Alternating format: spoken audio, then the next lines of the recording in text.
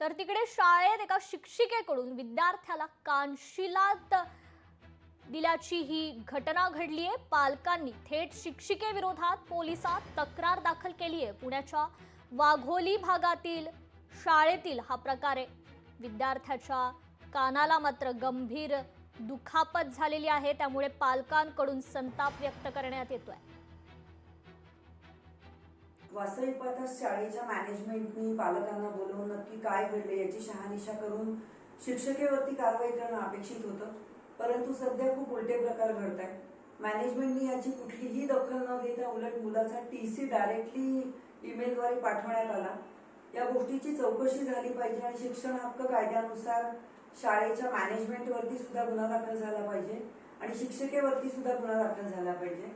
खरं तर मुलांना हर्ट करणं किंवा मुलांची मानसिकता न समजून घेणं या सगळ्या गोष्टीचा विचार केला तर नक्की या शिक्षिकेचं शिक्षण काय होतं आणि या मॅनेजमेंट नक्की कशा प्रकारे काम करतील या सगळ्या गोष्टी आता तपासण्याची वेळ आली आहे। वाघोली पोलीस स्टेशनच्या हद्दीतील एका शाळेमध्ये एक विद्यार्थ्याला शिक्षकांचे आदेश ऐकले नाहीत म्हणून त्याला कानाखाली मारलेली होती। त्याच्या अनुषंगाने पोलीस स्टेशन येथे गुन्हा दाखल केलेला आहे।